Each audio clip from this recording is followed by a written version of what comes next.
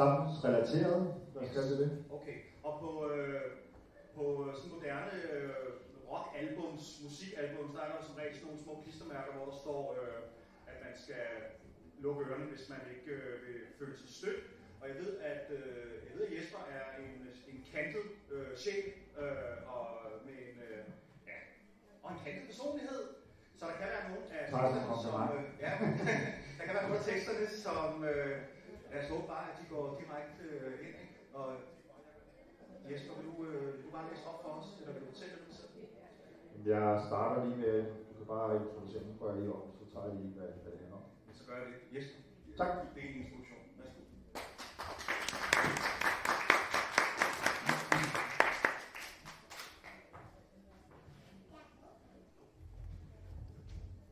Det jeg vil læse op for jer, det er en samling, der hedder Tabu, med ordet som våben. Og det omhandler skæbner. Dem er der jo rigtig mange af i hele verden og i Danmark. Og de er helt vilde for at møde jer.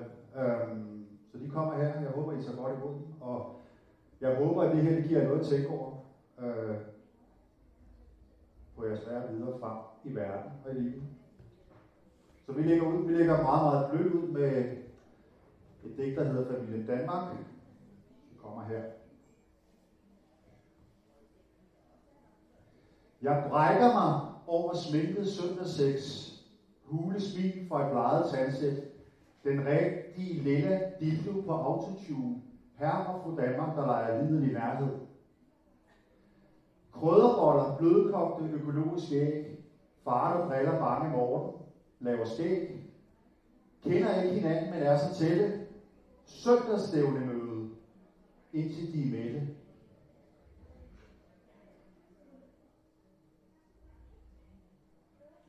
Skovtur, tæppe, myggespray, er der flåter der, mor der smiler nervøst, prægen skat, kan vi sidde her? Leverpostejen fra slagter Feelgood, der pakkes forsigtigt ud. Maderne spises, der skæles nervøst. Har vi husket klud? Tvillingerne, der leger interfat under åben dansk himmel. Pas nu på jeres tøj, drenge. Smiler nervøst, er der skæmmet. Hun tager billeder til Facebook med sikker professionel tæft. Det er vigtigt at følge med. Selv med terror ikke hold kæft.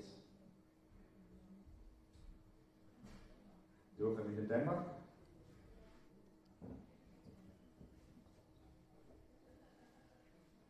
Kommer der et, der hedder Ballets Dronning.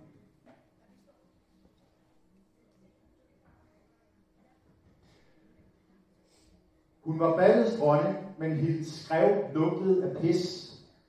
Nu misbrugt, forslået, forladt, maltrakteret af en død mis. Han havde banket hende igen, imens han voldtog hende. Det var engang så smuk på matriklen. Nu var han hendes fjende. Du må ikke gøre far som redskat. Han knipper hende i munden. Jeg mener jo ikke noget med det. Jeg elsker dig jo på bunden. Du er min smukke prinsesse. Du er min lise på sjælen. Men du gør mig sindssyg. Driver mig til vandet med din evige breve. Her slider slæber jeg mig halvt ihjel for fars søde lille pige. Sidder der med sin blodtud, ringer på næsen. Jeg har sgu aldrig set lige. Jeg bliver sgu så træt i ansigtet, når du sidder der og spiller op. Smør mig en ostemad, lav noget frisk kaffe. Nu kan det fandme snart være nok. Det var Ballets Dronning.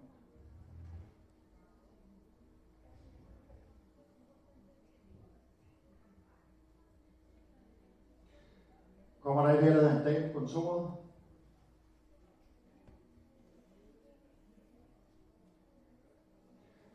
Han skovler coke op i næsen fra ellipsebordet i gården. Frisk, udhvilet, afslappet med vandkættet hår. Han er master of the universe, the god of fuck, smiler. Han er prototypen på en svigersøn, Sig Heil gange 2. De kalder ham professor Junta, når han jonglerer. Bolden rammer ikke solen, men han brænder sig ikke. Han er et skakgeni, som spiller med levende brækker. En clairvoyant med ild i øjnene. Psykopat af høj rang.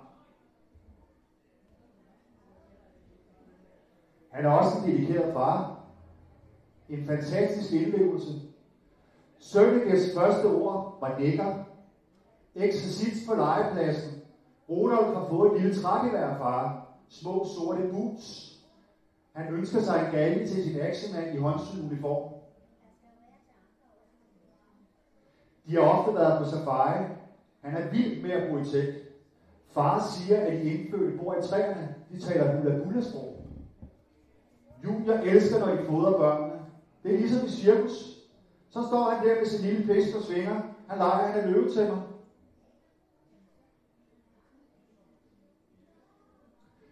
Hans mage hedder Sandy. Hun er fallit til op over begge bryster.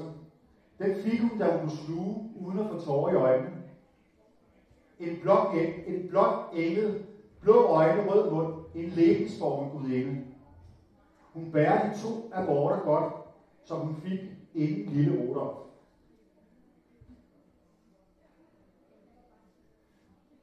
Hun er mor med stort M om dagen, Juntas Spitz om natten. Hun piskes med en ligehalet på skrømt, klædt i lilla lædertop. Hun pliger med øjnene, kaster med de lyse extensions, og han tager hende igen og igen og igen. Hun er kun til for ham.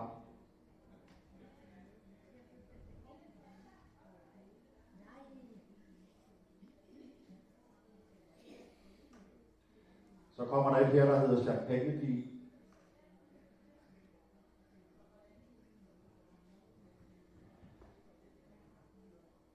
Det er Gud, der ånder på øjet, når man græder, smilede pigen.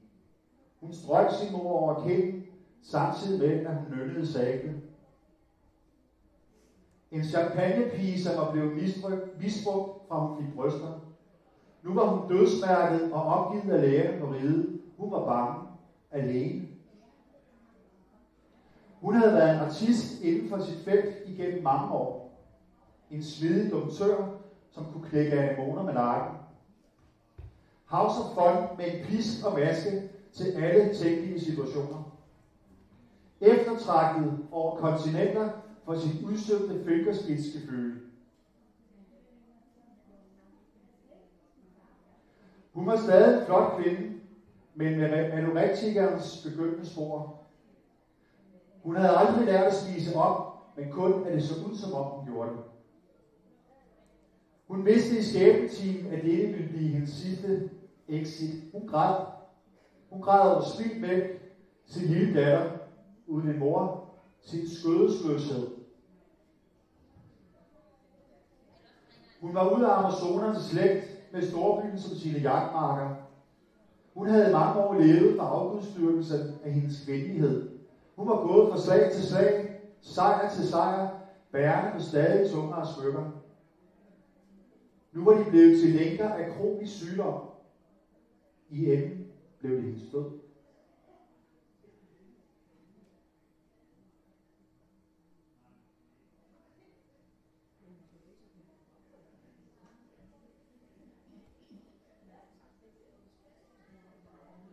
Der kommer et digt, der hedder Han.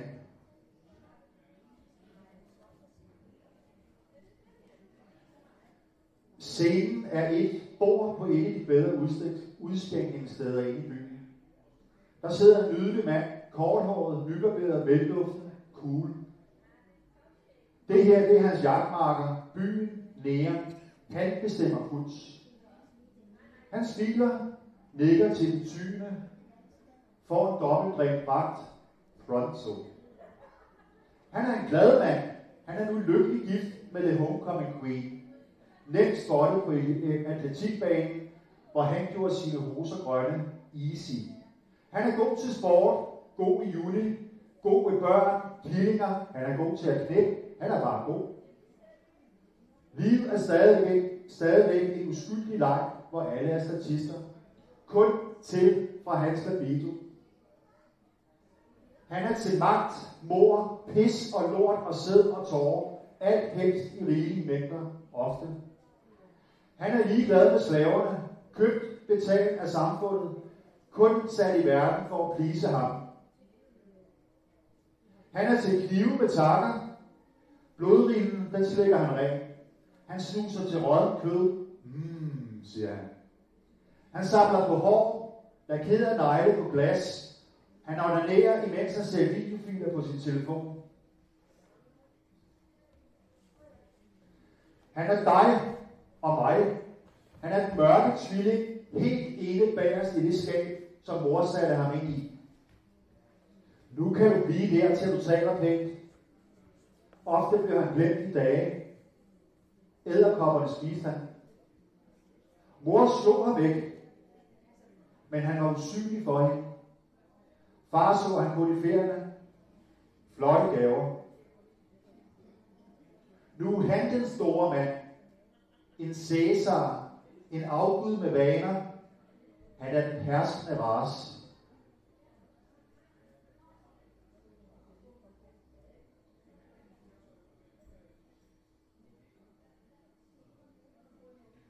Kommer der ikke her en ung pige, der hedder Penny.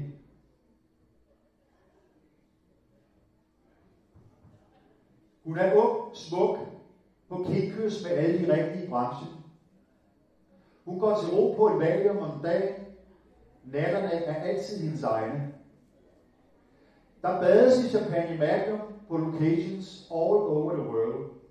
Hun er headfluffer for Mr. Blakes skuespiller, og hun er en sand mester. Penny har ikke blikket den sidste time på sættet i dag. Hun har coke overalt. Alle åbninger er blevet rundhåndet optimeret. Det præger piger overalt, når hun slikker mesterens pik i traileren. Han er ikke bleg for selvbetjening. I min fucking skøre, råber han grinende. De er en stor glad familie, som de der ligger sammenfildet på gulvet. Safterne flyver i liftig glæde over at være til. Her deler vi alt. Der bliver givet, taget med multihænder efter en lang dag. Hun føler sig som prinsesse i dette vakuum, center of the universe. Pennys opstig fra Mudderpøl til Blakeland har været grænte. Han behandler hende som sin egen datter, med alle de rigtige benefits. Hun har egen værelser i trailer. På rejserne har hun havudsigt. Der er lommepenge, lækkert tøj, pensionsordning. Hun er blevet den lille maskot. Har lille mig virkelig fortjent alle denne lyksalighed på en mandag, tænker hun. Hun retter ryggen, gør sig ekstra umage, kan altid høre grisene kalde.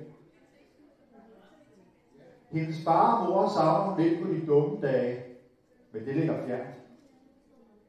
Hun vil være ham til evig tid taknemmelig, og det vil hun være til lands og til vands, helt op til månen. Hun skylder ham.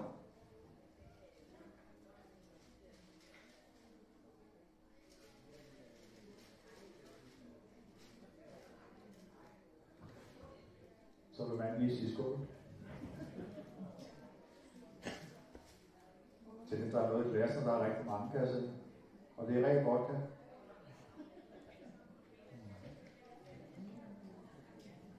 Kommer der et dæk her, der hedder narredans.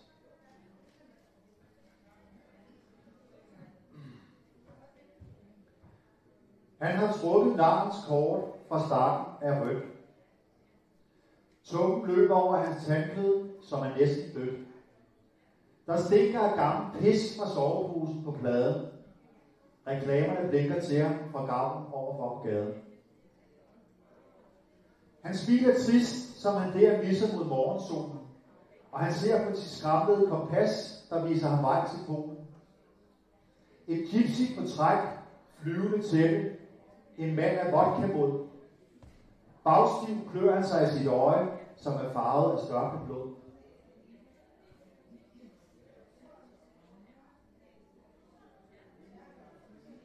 Han er midt i 20'erne, med en gang som en ældre mand. Sjælen er forpint, forgrædt af spildt mælk fra en hullet spand. Lever fra hånden til munden på lånt tid med tøj fra Kofods skole. Han er bange, når vinter igen kommer, de kolde sole. Han gør sig klar til en ny dag på strøget i de riges fantastiske stad. Han skruer masken fast, sminker et lig, skålen frem, han smiler glad. Han finder violinen frem, stamper med foden, spiller en gammel vise. Han bukker for herskaberne, som stopper op her ved hans flise.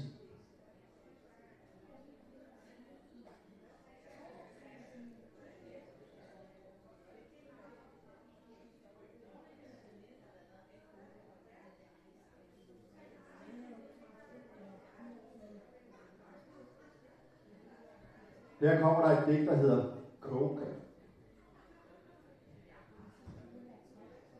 Han er begyndt at hyggekoke igen.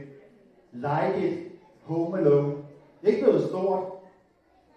Bare en føler for at være audiens. Han trækker sin skarpe Rambo-kniv frem, når han skruer spejlet igen. Ikke noget stort. Det vil bare ikke holde sit forbandede kæft. Der er alle de gamle tanker, stemninger, der kommer forbi. Siger, hej du gamle. Lang tid siden, smiler, munden er tandløs. Han smiler igen. Har savnet fornemmelsen af ro og håndtegn. Han er max bulletproof, så længe legenen ikke løber ud i natten. Han går altid tør. Der er aldrig nok. Kun er urolig hjertebanken. Han er skabspoet, filosof i hans eget mindset, når han rigtig er i zonen. Ellers er han en lille bange dreng, en weekendfar, som er bange for at miste hende. Han lyver for sig selv, sin næste, som han står der vippende på planken. Han er ensom, forvirret, fuld af gode undskyldninger. Han er gangerrygende. Han står der igen med mobilen i hånden. Mr. No Sleep to Hammersmith. Jeg er blevet syg. Jeg har altså ikke sovet hele natten. Det er den eneste sandhed den dag. Han ringer af. Han stempler ud for 6. gang den uge. Han sluger et par blå. Han falder op.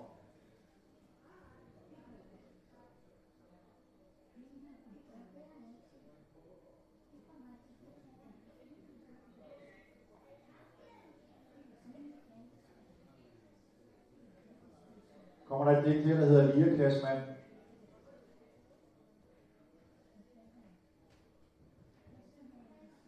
Lirekassemand og Gøjen Bengali laver penge på strøget. Det er sommer og sol, og den står højt over himmelvælvingen. Folk spiser is og frugter fra boderne på torvet i solskin. De er glade. Nogle danser på bare tæer, der klinger mønt. Den første bombe eksploderer midt imellem boderne sigt. Frugt og lemmer står som et dødsspringvand op fra boderne. Derefter følger 3 hurtige knald, og derefter stillheden før storm. Smilene er en grimasse af vantro og forbavses over, at det kan ske her. Menneskehavet løber forvirret rundt med hovedet under armen. Der er skrig og tænders gislen fra alle kroge af nedfaldsstedets ekko. Kvinder uden arme råber på deres små børn. Fædre ligger tækkende på deres knæ. Terroristernes maskingevær leder byer af hellig ild regne ned over folket.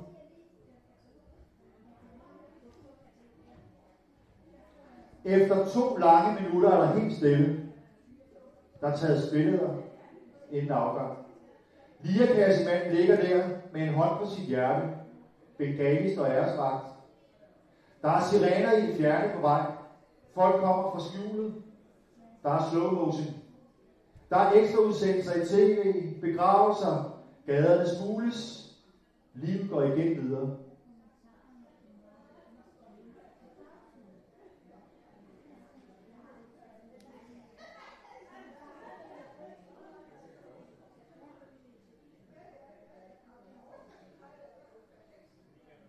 Så kommer der et digt om en, der mødte en gang.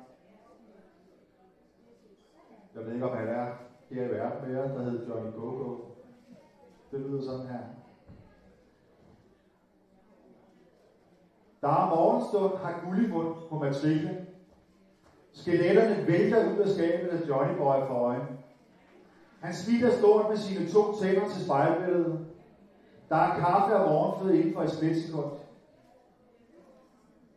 Han klør sin pudehud panda samtidig med, at han klør sine boller. Han snuser til sine fingre efterfølgende. Vanens magt. Han laver krydderboller, som mor gjorde det engang. spiser dem i den stående buffet med kig til opvask.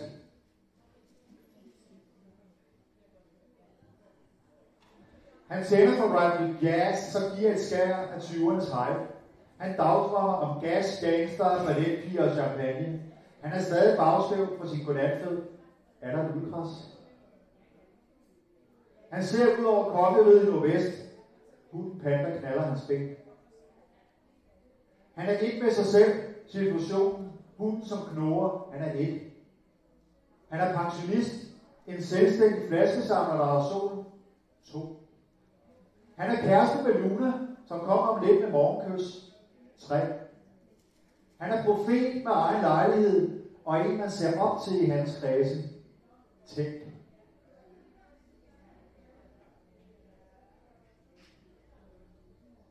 Skal jeg lige høre på tiden? Hvor meget tid har jeg? Har jeg... 4 minutter. 4 minutter? Okay. Nej, det er fint nok. Så tager jeg de 2 sidste her.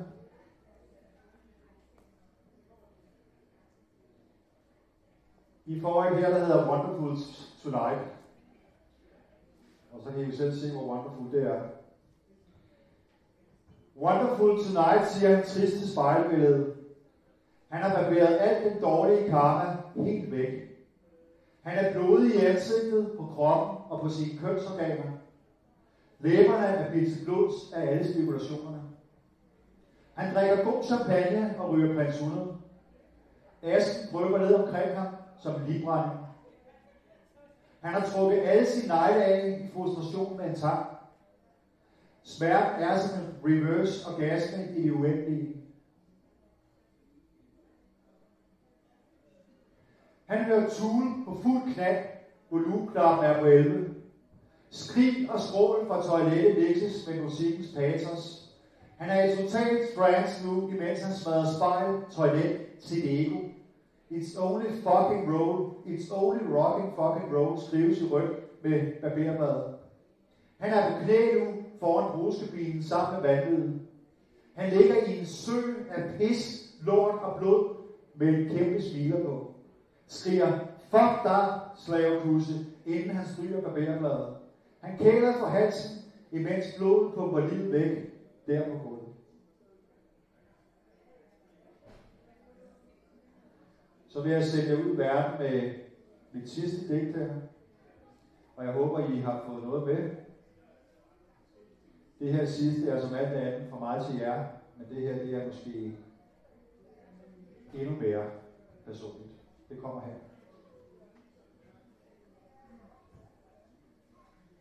Givet engle vil dale ned i ly af mørket, og lade din krop bade i deres lette kys. Du vil få vidunderlige drømme, rejse på en stjernestund til fjerne galakser. Du vil plukke planeter med nakken og kysse solens stråler, uden selv at blive forbrændt. Du vil føle dig let og fri som et nyfødt barn, der griber ud efter skyggen med et smil.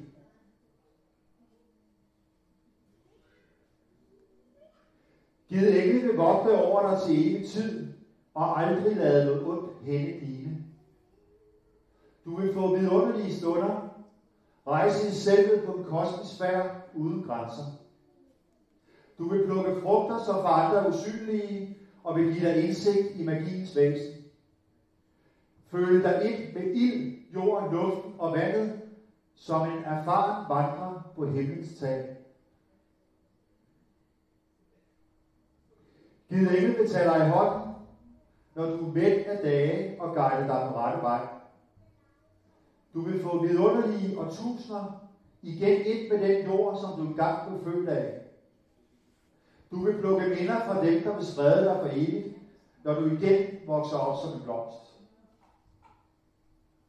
Føle dig nær af levende mennesker, planter og dyr, du som i døden igen giver liv. Tak for mig.